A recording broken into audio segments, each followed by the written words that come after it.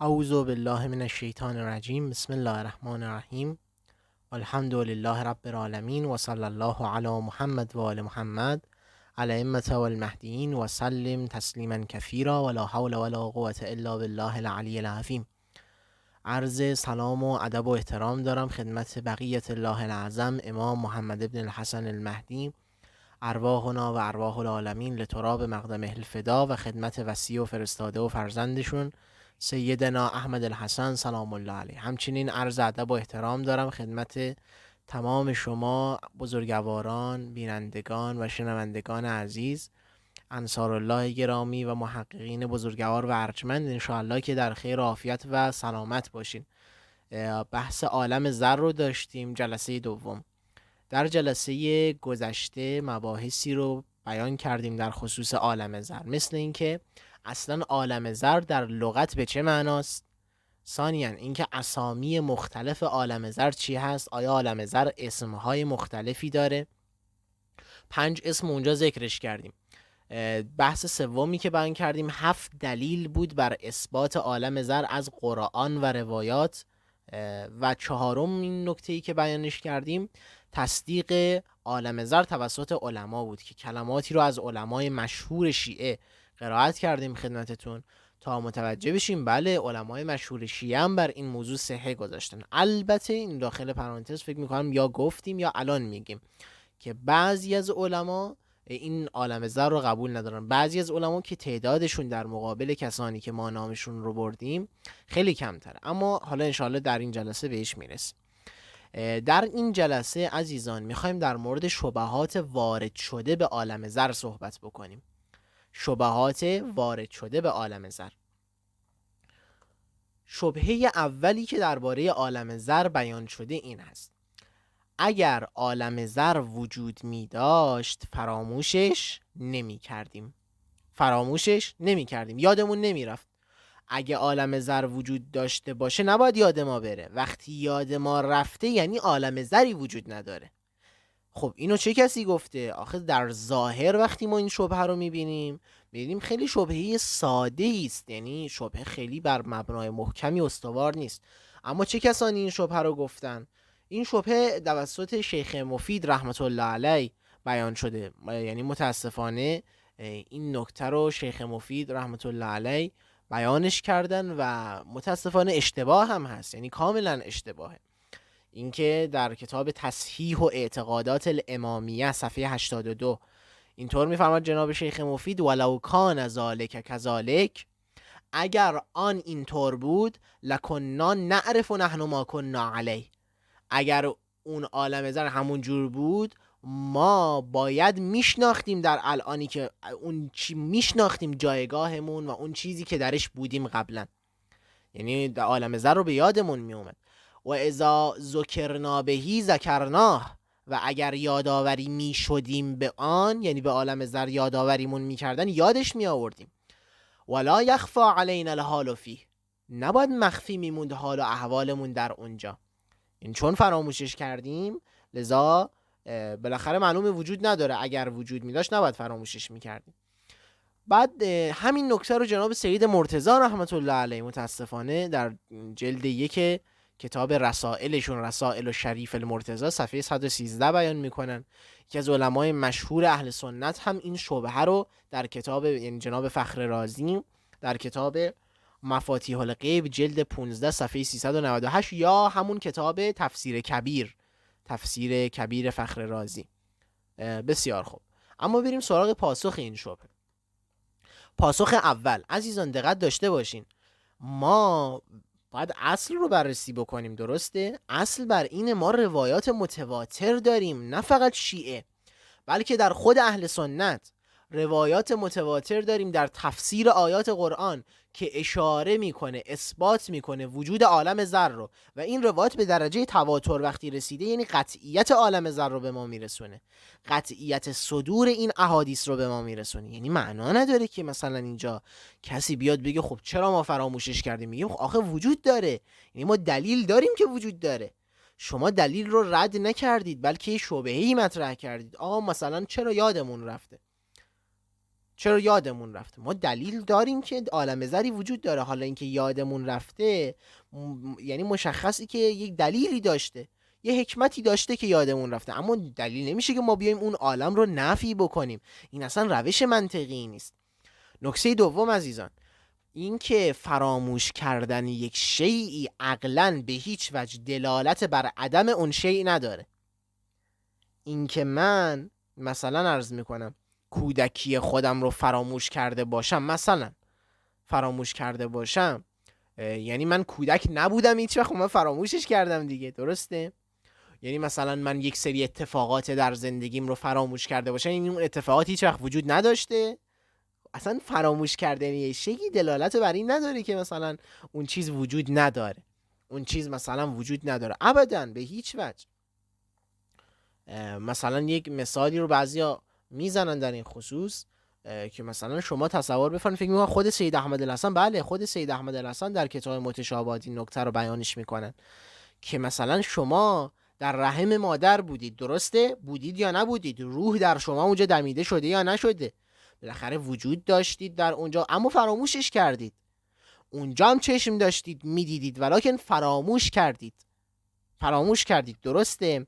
یا دوران نوزادیتون رو شما فراموش کردید. خب خیلی از ما همینطور بودیم، اما این دلالت بر این میکنه که اون وجود نداشته؟ نه ابدا، به این موضوع دلالت نمیکنه. این چه استدلالیه؟ این استدلال منطقی نیست. نکته سوم عزیزان، ما روایاتی هم داریم که اشاره میکنه بر این که عالم زر فراموش میشود توسط مردم و فراموش شده توسط مردم.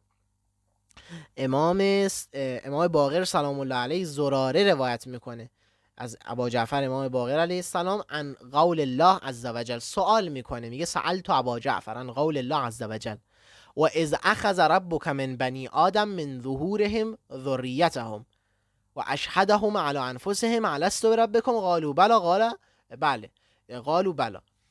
زمانی که خدا از آدم علیه السلام بالاخره نسلش رو آورد بیرون و بالاخره شهادت داد، اونها رو بر نفسشون شاهد گرفت، گفت الست بربکم، آیا من پروردگارتان نیستم؟ گفتن بله. امام باقر علیه السلام اینجا چی میفرماید؟ میفرماید قال ثبتت المعرفت و نسوا الموقف و سیذکرونه یوما. معرفت برای اونها ثبت شد، شناخت ثبت شد و فراموش کردن موقف و جایگاهشون رو در اونجا. و سیذکرونه یوما، روزی اون رو به خاطر میارن. و نسوا الموقف، اون موقف و جایگاه رو فراموش کردن، یادشون رفت اصلا تو عالم زر بودن. در کجا این نکته بیان شده؟ در همین روایت امام باقر سلام الله علیه. نسوا الموقف و سیذکرونه یوما، روزی اون رو به خاطر میارن ولی اون جایگاه رو فراموش کردن.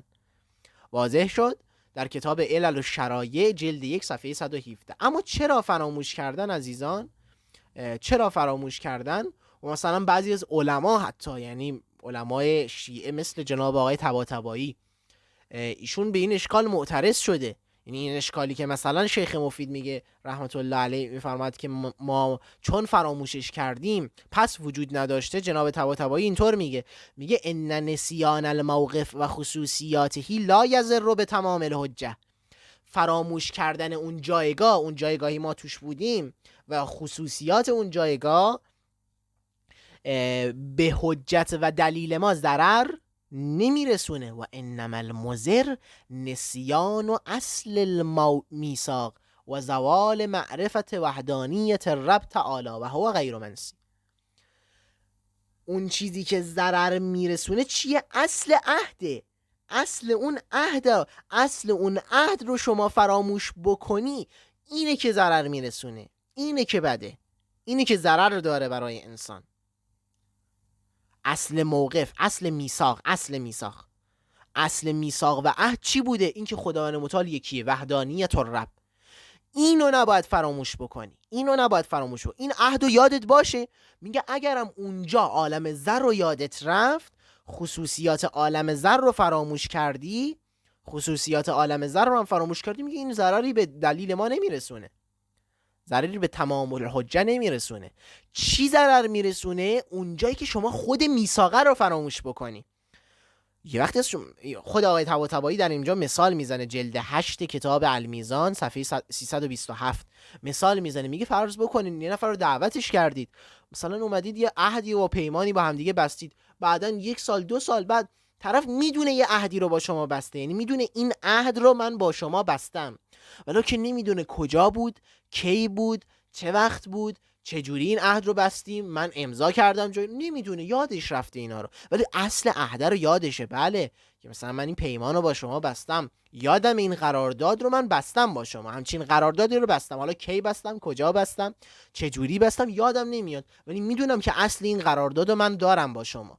دقت میکنید آیه طباطبایی اینجا همینو میگه، این از باب الزامه، یعنی سخن ایشون از باب الزامه برای کسانی که اعتقاد به بالاخره حجت هست و ملزم هستن به کلام علمای شیعه و علی خصوص جناب آقای طباطبایی، که ایشون اعتراف میکنه برای اینکه فراموش کردن عالم زر ضرر نمیرسونه به دلیل ما، اون چه که ضرر میرسونه خود میثاق است، خود عهده، که این وحدانیت الرب، وحدانیت خداوند متعال هم یه اصل فطریه، یعنی تو فطرت همه ما هست. حالا داخل پرانتز شما حتی میبینید زمانهای 1000 و خورده سال قبل بالاخره انسانها دنبال یه خدایی بودن، یعنی اعتقاد به یه خدایی داشتن. حالا در بالاخره بعضیا مثلا خدا رو، بعضی از حیوانات رو به عنوان خدایی گرفتن، بعضی از بالاخره اجرام آسمانی رو به عنوان خدایی گرفتن، بعضیا سنگ و چوب و کلوخ و اینها رو به عنوان خدایی گرفتن، اشتباه کردن در شناخت خداوند متعال. ولکن این یک اصل فطریه که اعتراف دارن بر بالاخره وجود خداوندی که تمام ما رو آفریده. خب این حالا این مثلا جناب فخر رازی هم در کتاب مفاتیح الغیب جلد 15 صفحه 401 اینطور میگه. حالا شاید یه سوال بپرسید، بگه آقای فخر رازی خودش این شبهه رو مطرح کرده و چطور اومده جواب داده بهش و به این اشکال معترض شده؟ پاسخ اینه که جناب آقای فخر رازی یه مقدار موضع مبهمی دارن در برابر عالم زر، خودشون میاد یک تعداد شبهاتی رو، چندین شبهه مطرحش میکنه، بعد خودش میاد این شبهات رو بررسی میکنه، یعنی یه جوری حالت پژوهشی داره کارش در این قسمت که مثلا بره شبهات معتزله و غیره رو مثلا درشون بیاره، بیاد مطرح بکنه، بعد نکاتی رو هم در مورد اون شبهه بیانش بکنه. در هر صورت اینطور میگه در پاسخ به این شبهه بحث فراموش شدن، میگه لعنا اذا كنا فی ابدان اخرى، اگر ما بودیم در بدنهای دیگری، و بقینا یا بقینا فیها سنینا و دهورا، و باقی بودیم در اونجا سالهایی و دهرها و روزگارهایی، امتنع فی مجرى العاده نسیانها، یا امتنع فی مجرى العاده نسیانها، غیر ممکن بود که عادتا فراموشش بکنیم اگر توی بدنهای دیگه، توی جای دیگه بودیم، زیاد مدت زیادی اونجا می بودیم، میگه این رو فراموش نمی کردیم. اما اخذ هذا المیثاق انما حصل فی اسرع زمان و اقل وقت، این اخذ میثاق خداوند متعال در عالم زر در سریع ترین زمان بوده و در کمترین وقت بوده، فلم یبعد حصول النسیان فی، پس هیچ بعدی نداره که ما فراموشش بکنیم. دقت کردین؟ حالا ایشون اومده دفاع کرده از این که مثلا فراموش کردن دلالت بر نبود عالم زر نداره، اما این نکته اشتباهیه. ما قبول نداریم که در عالم زر اصلا زمان وجود داره، حالا بعداً میرسیم بهش، ولی ما اصلا اصل زمان و مکان و جهت در عالم زر رو قبول نداریم، همونطور که سید احمد الحسن برای ما بیانش کردن. حالا اینکه چطور هست در اون عالم بعداً توضیح خواهیم داد، ولکن این نکته حالا ایشون اومده، یعنی ما متوجه میشیم این عالم اهل سنت موافق با بحث نسیان نیست، شبهه نسیان در مورد عالم زر نیست، و حالا به نوبه خودش میخواد بیاد جواب بده، ولکن حالا در جواب دادن این جزئیات رو رعایت نمیکنه، این نکته رو رعایت نمیکنه، ولکن یعنی معتقد نیست به این موضوع و این رو شبهه درستی نمیدونه. اما شبهه دوم، اگر منظور از آیه از اخذ ربکم عالم زر هست، چگونه پدران آنان مشرک بودند؟ بله، دقت داشته باشین عزیزان، ترجمه آیه رو بخونیم، چون چندین مرتبه این آیه رو خدمتتون دیگه قرائت کردیم، احتمالاً دیگه حفظ شدید. بله، آیه چی میگه؟ میگه که و هنگامی را که پروردگارت از صلب بنی آدم نسلشان را پدید آورد و آنان را بر خودشان گواه گرفت و اشهدهم علی انفسهم الست ربکم، اونها گفتن بلا تو پروردگار مایی، گواهی دادیم تا روز قیامت. میگه ما یعنی خداوند متعال، ملائکه شاهد شدن، شاهدیم، گواهی میدیم که شمای بنی آدم روز قیامت نگید ما از این بالاخره عهدی که اینجا خدا ازمون گرفته غافل بودیم. ما ملائکه یا خداوند متعال و ملائکه شاهدن که شما هم چی عهدی کردین. روز قیامت نگین که ما غافل بودیم از این نکته، از این عهدها. حالا سوال چیه؟ سوال آیه بعدیه، میگه نگید که ما از این عهد روز قیامت غافلیم، یا نگید که پدرانمون پیش از ما مشرک بودن و ما فرزندانی پس از آنها بودیم. آیا ما را به خاطر آنچه باطلگرایان انجام دادن هلاک میکنیم؟ افتهلکنا بما فعل المبطلون، آنچه باطلگرایان انجام دادن به خاطر اون ما را هلاک میکنی؟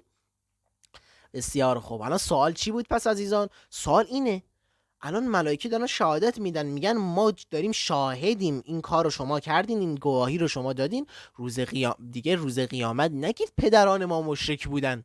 یه سوال، اینا که تو عالم زر پدر نداشتن اصلا، فقط از آدم علیه السلام به وجود اومده بودن. یعنی چی پدرانمون مشرک بودن؟ اینا که اصلا پدرانی نداشتن که اونا مشرک باشن، بعدم چی سوالی اصلا مطرح بشه. بس شبهه چی الان؟ شبهه اینه اگه عالم زر وجود داشت، منظور این آیه عالم زر بود، اصلا همچین جمله ای مطرح نمیشد، چون این آیه داره میگه پدرانمون، پس یعنی اصلا عالم زر نیست، چون عالم زری که شما دارید میگید در اونجا اصلا پدرانی وجود نداره. دقت کردین؟ شبهه وارد میکنه به اصل وجود عالم زر. میگه آقا اینجا داره میگه پدرانمون مشرک بودن، تا نگید که پدرانمون مشرک بودن. خب میگم آقا اصلا این که میگه تا نگید پدران مشرک بودن، اینا اگه آیه مربوط به عالم زره که این مثلا پدرانی نداشتن که اونا مشرک باشن، پس جواب چیه؟ جواب چیه عزیزان؟ پاسخ چی است؟ پاسخ این هست که سید احمد الحسن توضیحش میده، دقت داشته باشین. پاسخ این هست، این قسمتی که اشاره میشه به این که اون زمانی که خدا عهد گرفت از بنی آدم الستو بربکم، این مربوط به عالم زره، درسته. منتهای نکته خیلی دقیق اینجا است، این بهانه اینها که میگن تا نگید روز قیامت پدرانمون مشرک بودن، این بهانه مربوط به عالم جسمانیه، مربوط به عالم زر نیست. بهانه مربوط به عالم جسمانیه. این که ملائکه بهشون میگن تا نگید روز قیامت پدرانمون مشرک بودن ما گمراه شدیم، این بهانه اونها مربوط به عالم جسمانیه. تموم شد، به همین سادگی. حالا وقتی میگیم مربوط به عالم جسمانیه، معنای آیه چی میشه؟ معنای آیه این میشه، ملائکه میگن ما شاهدیم که شما تو این عالم زر گواهی دادید، روز قیامت در مورد عالم جسمانی نگید که ما تو عالم جسمانی پدرانمون مشرک بودن پس مشرک شدیم. بعد ملائکه میان شهادت میگن خب همین شما تو عالم زرم بودید، نبودید؟ تو عالم زرم بودید، اونجا پدرانی نداشتید که مشرک بشن، ولکن به همین نتیجه دست پیدا کردید. توجه کردین عزیزان؟ بهانه ها رو با این عالم زر ریشه‌کن میکنن. اینا تو عالم جسمانی، بعد از عالم جسمانی بهانه میارن، میگن بله ما تو عالم جسمانی شکست خوردیم. چرا؟ چون پدران مشرک بودن. ملائکه بهشون میگن خب شما تو عالم زر نبودید؟ شما تو عالم زر هم بودید، ولکن در عالم زر شما پدرانی نداشتید، ولی بازم همین نتیجه رو تکرار کردید. اصلا بهانه شما معلومه بهانه واهیه، بهانه اشتباهیه. اگه بهانه شما درست بود، شما دقیقاً تو عالم زر پدرانی نداشتید، ولکن دقیقاً همین نتیجه رو انجامش دادید. نمیدونم تونستم مطلب رو برسونم خدمتتون یا نه عزیزان. تصورشو بکنید، یک مثلا مدیر رانندگی، بالاخره مدیر تیم رانندگی به راننده خودش مثلا این ماشین خوبی رو بده، بگه نگاه این ماشین همه چیزش خوبه، نمیدونم لاستیکاشو چک کردیم، فرمونشو چک کردیم، همه چیزشو چک کردیم، که دیگه بعدن اگه اول و دوم و سوم نشدی بهانه نیاری بگی من ماشینم خراب بود، ماشینم مشکل داشت، فرمون درست نبود، لاستیک درست نبود. اینو دادیم تا شاهد باشین دیگه. مثلا نگی که مثلا این بهانه، این مورد بهانه نگی. ملائکه دقیقاً دارن همینو میگن ما تو عالم زر شاهدیم بر شما که بعد از عالم جسمانی نگید که مثلا چون تو عالم جسمانی پدرانمون مشرک بودن پس ما هم مشرک شدیم. نه آقا، ما اینجا تو عالم زر شاهدیم شما پدرانی هم نداشتید. اینجا همون نتیجه‌ای که در عالم جسمانی رو کسی، معنای آیه این میشه، توضیح معنای آیه این میشه. لذا اصلا شبهه مطرح نیست اینجا. اونجایی که میگه تا نگید پدرانمون مشرک بودن مربوط به کجاست؟ مربوط به عالم جسمانی هست. بسیار خوب.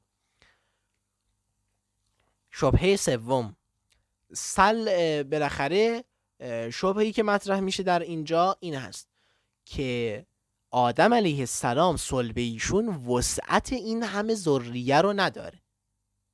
یعنی چی؟ شما تصور بفرمایید کل انسانهای جهان از اول تاریخ تا از اول زمانی که انسانها و وجود داشتن، از شروع امتحان در این عالم جسمانی تا آخرین نفر و انسانی که در این عالم جسمانی هست، همه اینها رو شما حساب بکنین، همه اینها از نسل آدم علیه السلام یعنی بودن، از صلب آدم بودن در عالم زر. اصلا همچین چیزی با عقل جور در میاد؟ یعنی صلب آدم این همه وسعت داشته؟ نمیشه که این همه وسعت. همین الان ما 7 میلیاردیم، مثلا 100 سال دیگه همه اینهایی که الان هستن تقریبا از دنیا رفتن، یه 7 میلیارد دیگه اومده. بعد شما هر 100 سال اینو تکرار بکنید تا اولین روزی که امتحان شروع شده در این عالم جسمانی، چقدر آدم میشه؟ چطور ممکنه صلب آدم این همه وسعت داشته باشه؟ فخر رازی این شبهه رو در کتاب مفاتیح الغیب جلد 15 صفحه 399 مطرح میکنه.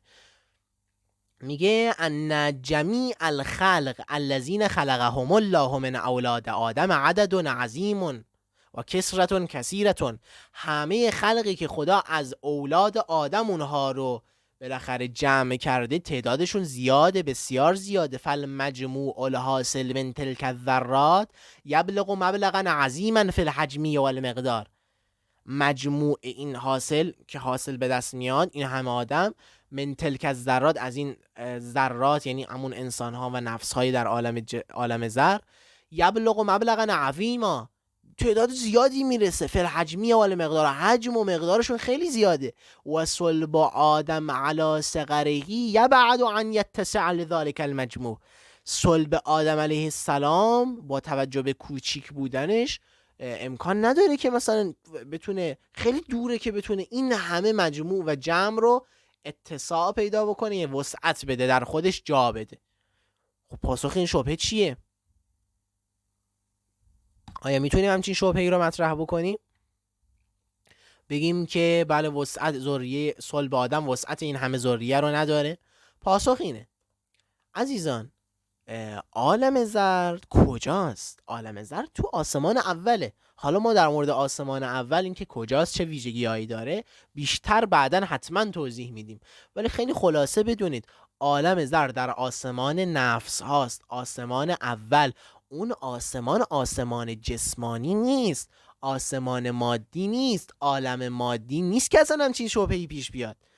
توی آن آسمان مانعی از وقوع همچین اتفاقی نیست. حالا توی این عالم جسمانی خیلی مانع هست که مثلا خدمت شما عرض بکنم که آقا این همه آدم از نسل یه نفر، صلب یه نفر به وجود بیان، ولی در آسمان اول و در آسمانی که مادی نیست، ماده درش وجود نداره، هیچ اشکالی وجود نداره، میتونه شامل بشه.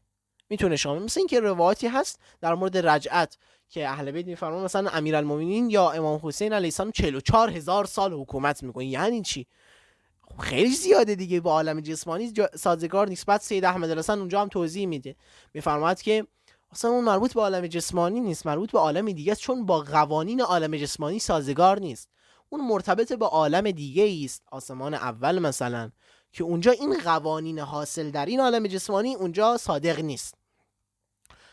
شاید یه سوالی پیش بیاد دوستان، شاید کسی از عزیزان بپرسه آقا شما از کجا اینو میگی که اونجا این قانون رو نداره، بالاخره میتونه شامل بشه؟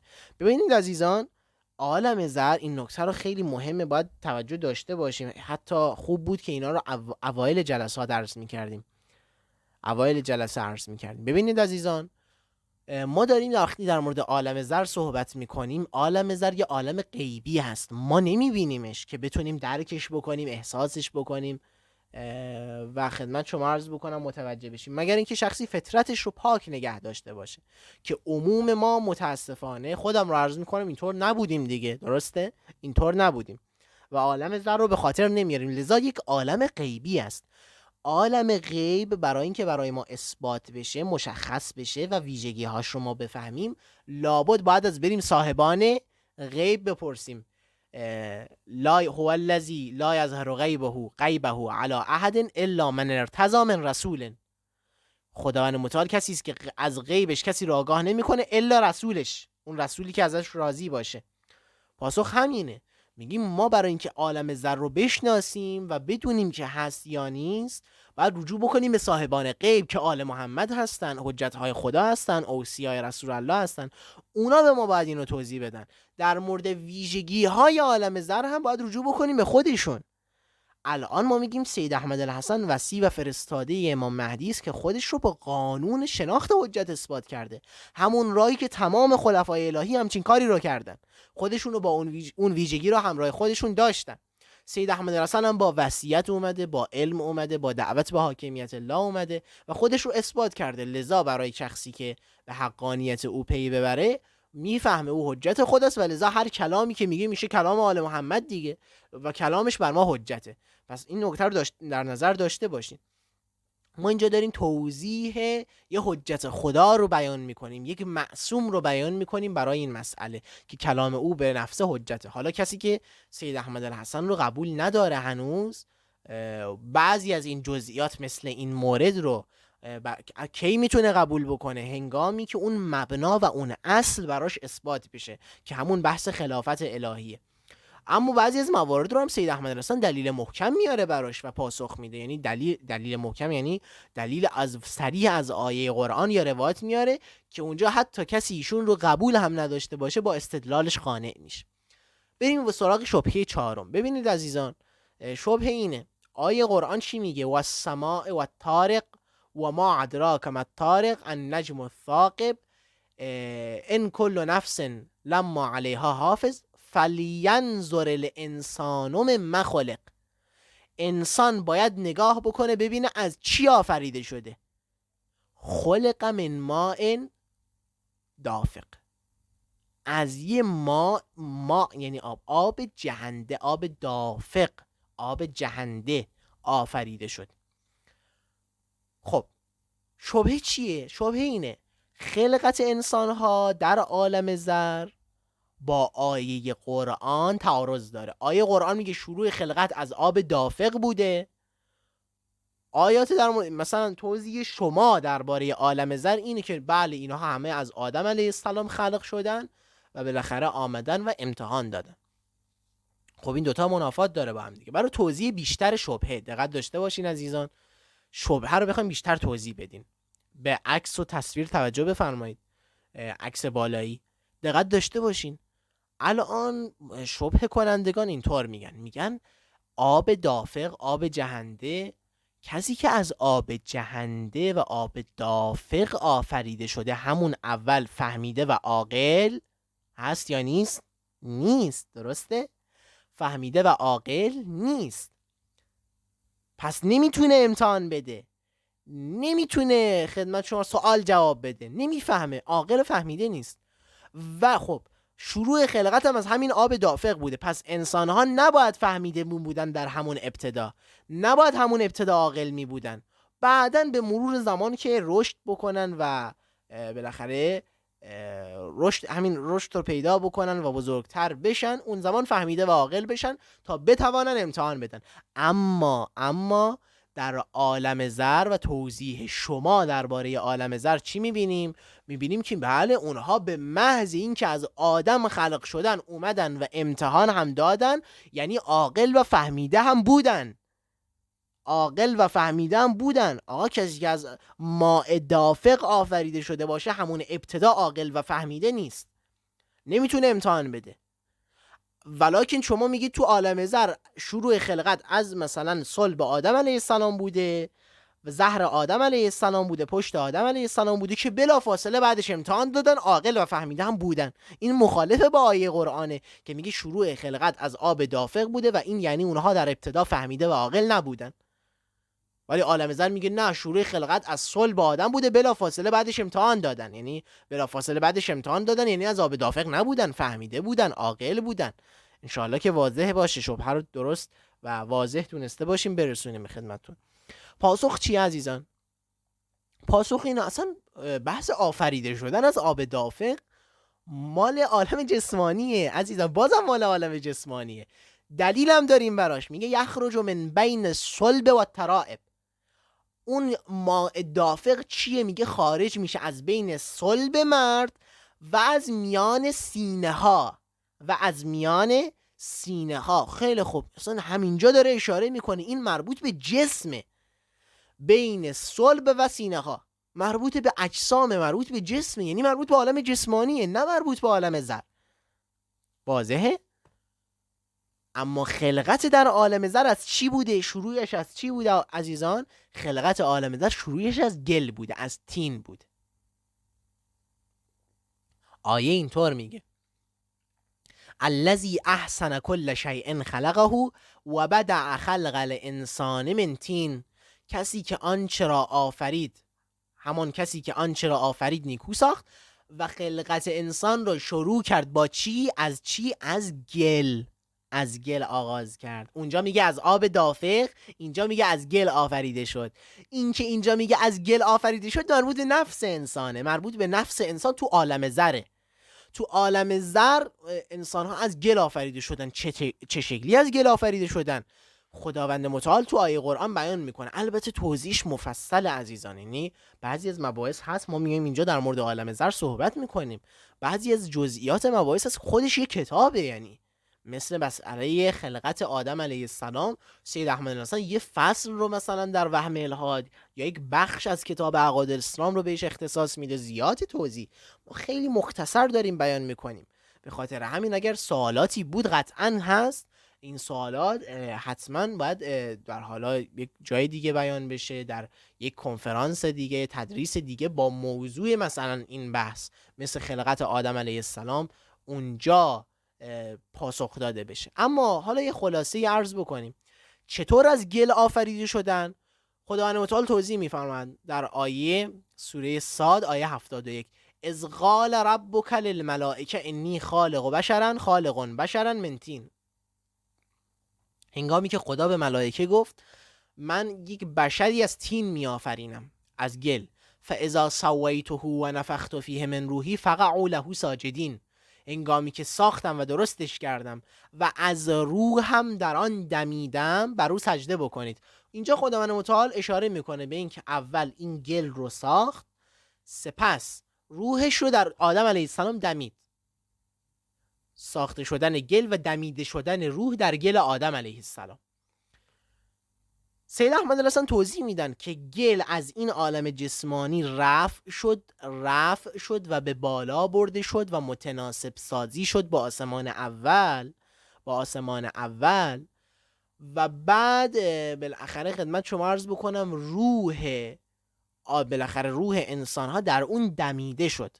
روحی که خداوند متعال خلقش کرده بود در اون در بالاخره این گلی که بالا برده شده و رفع شده دمیده شد و از این ترکیب بالاخره گل مرفوع از عالم جسمانی به آسمان اول و روح دمیده شدن در اون گل مرفوع در آسمان اول چی به وجود اومد عزیزان؟ نفس به وجود اومد. گل مرفوع از عالم جسمانی. میگم این توضیح زیاد داره. آقا اصلا رفع یعنی چی؟ چه شکلی رفع شده؟ درسته؟ این شاید این سوال براتون پیش بیاد. منتها عرض میکنم چون بحثش توضیح داره، خیلی مفصله، به همین خاطر ما فقط اینجا یک عبارتی رو از سید احمد الحسن براتون توضیح میدیم، یعنی یک جمله کوتاهی رو که بعداً انشاءالله توضیحات بیشترش توی جلسات دیگه ای باشه، توی کنفرانس دیگه ای باشه مختص همین موضوع که واضح باشه. الان بخوایم توضیح بدیم هم بحث سنگین میشه و گیج میشه، از روال اصلی بحث خارج میشه. فقط این رو بدونین گلی از عالم جسمانی به آسمان اول رفع میشود و سپس در آسمان اول روح در اون دمیده میشه. از این ترکیب گل مرفوع و روح دمیده شده در این گل مرفوع در آسمان اول چی به وجود میاد؟ نفس انسان به وجود میاد. و اولین نفس انسانی چی بوده؟ اولین نفس انسانی مال آدم علیه السلام بوده و بعد از او حوا علیه السلام، یعنی هم زوجه آدم علیه السلام، از نفس آدم به وجود آمده و بقیه مکلفین از نفس این دو به وجود اومدن. اینجا اون شبهه‌ای هم که میگن حوا علیه السلام از دنده آدم علیه السلام خلق شده پاسخ داده میشه که اصلا همچین چیزی نبوده. در این عالم جسمانی اصلا اتفاق نیفتاده. اصلا بحث مربوط به عالم بالاتر، عالم غیر مادی آسمان اوله. در اونجا نفس حوا علیه السلام مشتق شده و گرفته شده از نفس آدم علیه السلام، نه اینکه در این عالم جسمانی که از جهت مخالف با علم روز هم است اتفاقا و هیچ دلیلی هم بر اثباتش نداریم در آیات قرآن و روایات در همین عالم جسمانی که مثلا حوا علیه السلام، جسم حوا از دنده آدم علیه السلام آفریده شده. متاسفانه این نکته است که خیلی از مفسرین به اشتباه رفتن و سید احمد الحسن این رو در کتاب توهم الهاد و در کتاب بیشتر در توهم الهاد بیانش میکنه. بفرماییم بریم سراغ شبهه دیگر. شبهه بعدی این هست عزیزان که مطرح میشه در مورد مسئله عالم زر، این هست که اشاره میکنن شبهه کنندگان به این که اتفاقات موجود در آیه قرآن برای عالم زر که میگه و اذ اخذ ربک من بنی آدم الها، همینطور که آیه قرآن ادامه میده، اینها کنایه ای برای عالم جسمانیه. کنایه ای برای عالم جسمانیه. یعنی چی کنایه برای عالم جسمانیه؟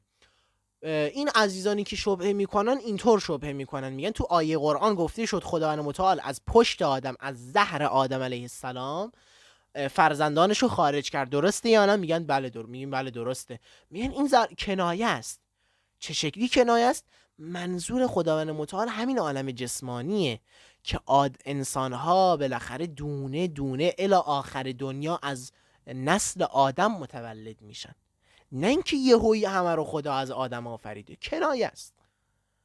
اون جایی هم که میگه همشون اومدن در مقابل پرسش خدا گفتن آیا من پروردگار شما نیستم، گفتن بله، این کنایه است. همشون نیومدن یهویی با هم بگن بله، نه، همین که دونه دونه انسان‌ها یکی پس از دیگری متولد میشن، خدای نشانه هایی تو وجود هر کدومشون براشون قرار میده که چه بگن به زبان چه نگن به زبان دارن بر وجود خدا شهادت میدن با اون ویژگی هایی که در جسمشونه.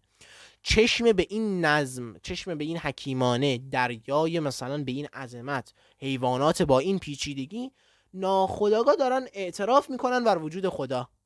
انسان‌ها ناخودآگاه چه بگن چه نگن دارن اعتراف میکنن، قالوا بلا میگن به خداوند متعال که تو پروردگار ما هستی. حالا اون آیه هم که میگه اینا قالوا بلا گفتن اشاره به همین داره که اینا در باطن دارن شهادت میدن بر وجود خداوند متعال. درسته به نظرتون یا نه؟ شاید یه نفر بگه نه آقا این چه معناییه؟ میگیم دلیل داریم بر این معنا، دلیل داریم. ببینید من دارم شبهه رو بیان میکنم دیگه، شبهه رو بیان میکنم. ما دلیل داریم بر این موضوع که آقا مثلا گاهی اوقات خداوند متعال اینجوری کنایه‌ای صحبت میکنه. کجا دلیل داریم؟ در یه آیه دیگه به صراحت اینجور کنایه صحبت کردن آمده، سوره فصلت آیه 11. ثم استوى الى السماء وهي دخان فقال لها وللارض ائتیا طوعا او کرها قالتا اتینا طائعین. آن هنگامی که خداوند متعال آهنگ آفرینش آسمان را کرد در حالی که به صورت دود بود، پس به آسمان و به زمین گفت خواه یا ناخواه بیایید. آن دو گفتن اطاعت کردیم، آمدیم فرمان بردار آمدیم. سوال اونها واقعا صحبت کردن؟ آسمان و زمین مگه صحبت میکنن؟ نه، صحبت نمیکنن. پس اینجا چرا خداوند متعال داره میگه اونا قالتا، اون دو گفتن؟ منظور کنایه است. به صراحت اینجا داره خدا کنایه‌ای صحبت میکنه، یعنی اینکه همونها همون شکل ناخودآگاه همون شکلی شدن که خدا خواست، انگار دارن اعتراف میکنن بر بالاخره کلام خداوند متعال و بر ربوبیت خداوند متعال. انگار دارن حرف میزنن که ما تابع توییم. مثل این که شاید این مثال رو مثلا ما بزنیم، آقا این آقای فلانی مثلا میگم این گل تابع منه، مثلا دارم عرض میکنم یه مثال ساده برای اینکه واضح بشه. این گل به من میگه چشم. یعنی چی این گل به من میگه چشم؟ یعنی واقعا این گل زبون در میاره صحبت میکنه؟ نه، منظور اینه که این گل ناخودآگاه بدون اینکه حرفی بزنه، بدون اینکه اصلا هوشی داشته باشه، همون شکلی میشه که من میخوام. وقتی من باش کار میکنم این گل رو هر طور دلم بخواد در میارم، انگار کنایتاً انگار این گله داره به من میگه چشم، چون همون شکلی میشه که من دلم میخواد. همون شکلی میشه که من دلم میخواد. مثلا آهن به من چشم نمیگه، اون شکلی نمیشه که من میخوام، ولکن گل به من میگه چشم، چون همون شکلی میشه که من میخوام. حالا گل صحبت میکنه؟ نه. حالا قضیه همینه، میگه اونها زمین و آسمان گفتن بله آمدیم، فرمان بردار تو آمدیم. اونها واقعا صحبت کردن؟ اونها که صحبت نمیکنن. معلومه کنایتا خدا این رو گفته، یعنی همون شکلی شدن که خدا خواسته. حالا در مورد عالم زر هم همینطوره. همینطوره. اونها گفتن قالوا بلا، منظور این نیست که گفتن واقعا همه گفتن قالوا بلا. منظور اینه که اونها ناخودآگاه، چه مؤمنش چه کافرش، با نشانه هایی که در وجود خودش هست داره اعتراف میکنه بر رب بودن خداوند متعال. شبهه اینه، دلیلش هم اینه. پاسخش رو بشنویم. پاسخش چیه؟ به نظرتون چه پاسخی میدیم چه پاسخی باید بدیم برای این شبهه؟ خب بریم سراغ پاسخ ببینیم چی هست. ببینید عزیزان، ما یه معنای حقیقی داریم، یک معنای مجازی داریم. معنای حقیقی چیه؟ معنای حقیقی معنایی که از ظاهر کلام فهمیده میشه. لفظی برای یک معنایی وضع شده، ما لفظ رو بر همون معنایی که براش وضع شده قبول بکنیم، که طبق عبارت منطقیون معنایی که از ظاهر کلام بر اون دلالت میکنه. ظاهر کلام بر اون دلالت میکنه، این میشه معنای حقیقی.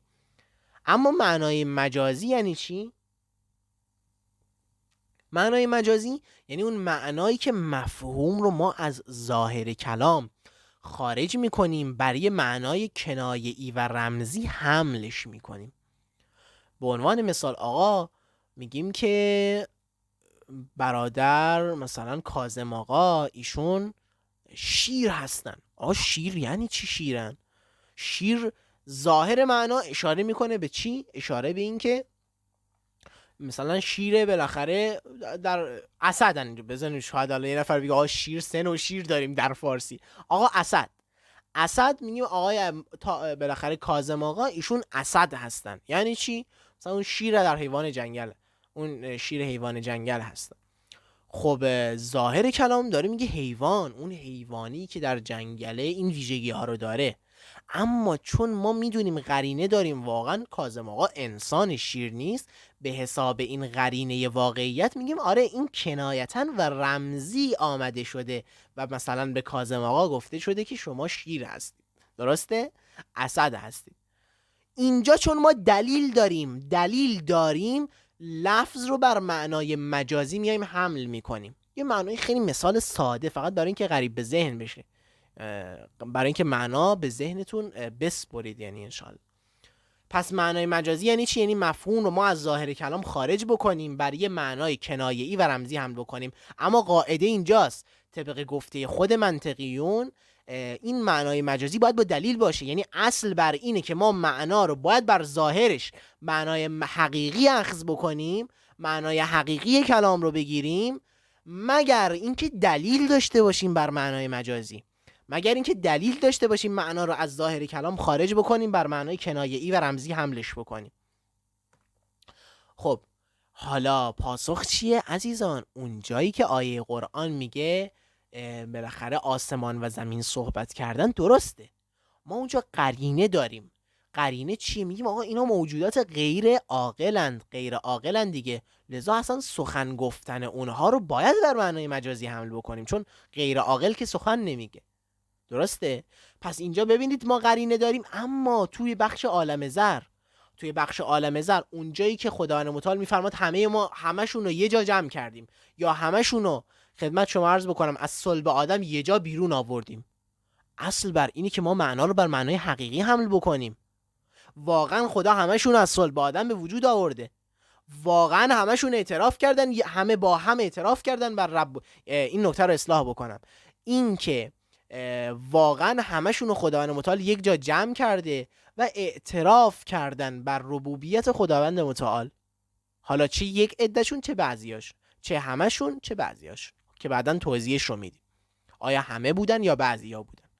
اما بالاخره همه یه جا جمع شدن بر اساس ظاهر کلام. پس اصل بر اینه که ما همین معنای ظاهر کلام و معنای حقیقی رو بگیریم و قرینه مثلا وجود نداره ما بخوایم این معنا رو حمله بر معنای کنایه‌ای و رمزی و مجازی بکنیم، بگیم بله این که گفته شده همه از صلب آدم علیه السلام آمدن بیرون اشاره به این معنای کنایه‌ای و رمزی داره. اونجایی که میگه همه در یه مکان حضور داشتن و گفتن قالوا بلا، این اشاره به یه معنای رمزی و کنایه‌ای داره. نه آقا، اصل بر اینه که بر معنای حقیقی حمل بشه، بر معنای ظاهری حمل بشه، مگر اینکه قرینه داشته باشیم که هیچ قرینه‌ای هم اینجا وجود نداره. پس اون مثال سخن گفتن آسمان و زمین نمیتونه، ربطی نداره به بحث عالم زر. آسمان و زمین قرینه هست ولی اینجا قرینه نیست، اصل بر اینه که بر همون معنای حقیقی خودش حمل بشه و روایات آل محمد این نکته رو به صراحت بیانش میکنه. شبهه آخر رو بیان بکنیم عزیزان. شبهه آخر این است که احادیث عالم زر جزو اخبار آحاد هستن. اخبار آحاد یعنی همون خبرهای واحد، یعنی به اخبار آحاد این خبرهایی که درسته، خبر واحد حالا یه خبر یک. اخبار آحاد به خبرهایی میگن که بیشتر از یکی هستن ولکن به درجه تواتر نرسیدن که ما قطع و یقین براشون حاصل بکنیم. میگن احادیث عالم زر جزو اخبار آحاد هستن. درسته؟ میگیم نه، این کلام درست نیست، چون روایات متعددی از آل محمد در تفسیر آیات قرآن بر این موضوع آورده شده از راویان مختلف با الفاظ مختلف در زمانهای مختلفه که برای خواننده یقین حاصل میکنه. امکان نداره اینا تبانی بر کذب کرده باشن، چون تواتر یعنی همین دیگه، یعنی جماعتی که عقلاً تبانی اونها بر کذب محال باشه. خبری که از جماعتی نقل شده که عقلاً تبانی اونها بر کذب محال باشه. احادیث عالم زر اونقدر زیاده و از راویان مختلف با الفاظ مختلف و حکیمانه از در زمانهای مختلف نقل شده از اهل بیت مختلف، یعنی ببینید اصلا امکان نداره اینها با هم تبانی بر کذب کرده باشن. لذا اینجا بحث تواتر برای ما حاصل میشه و یقین حاصل میکنیم بر اثبات وجود عالم زر، مگه اینکه در بعضی از جزئیات فقط سوال باشه که در اون جزئیات هم باید رجوع بکنیم به صاحب این علم، امام مهدی و وصی و فرستادش سید احمد الحسن علیه السلام. همچنین که تعداد زیادی از علمای بزرگ شیعه هم بر این موضوع صحه گذاشتن، یعنی اونایی که معتقد به کلام علمای شیعه هستن و اخذ عقیده میکنن از اونها. البته خب میدونیم که اخذ عقیده درست نیست، اونچه که خود علما هم معتقدن بخش اخذ احکام هست که البته اینم غلطه، ولی که اونها به این معتقدن. در هر صورت اونهایی که مثلا میرن و تقلید میکنن و احیانا از علما اعتقاداتشون رو سعی میکنن بر اساس اونچه که علمای بزرگ شیعه بیان کردن بگیرن، علمای بزرگ شیعه مثل جناب طباطبایی، مثل جناب خدمت شما عرض بکنم شیخ صدوق و امثال ذالک، اینها اعتراف کردن بر این موضوع صحه گذاشتن. اینم از باب الزام. خب همینجا بحث رو به اتمام میرسونیم و در جلسه آینده میریم سراغ این سوال که عالم زر کجا واقع شده. سوال خیلی مهمیه و بحث خیلی مهمیه، انشاءالله که بتونیم اونجوری که خداوند متعال میخواد به مردم و عزیزان و شنوندگان برسونیم. خب در این جلسه پس به طور خلاصه ما 6 شبهه در خصوص عالم زر مطرح کردیم و به اونها پاسخ گفتیم، هر کدومشون رو از 1 تا 3 مورد پاسخ مثلا براش مطرح کردیم. انشاءالله که عزیزان متوجه پاسخ‌ها شده باشن و ما هم تونسته باشیم همون جوری که مورد رضایت خداوند متعال هست مطلب رو بیانش کرده باشیم. الحمدلله رب العالمین و صلی الله علی محمد و آل محمد الائمة و المهدیین و سلم تسلیما کثیرا. اعوذ بالله من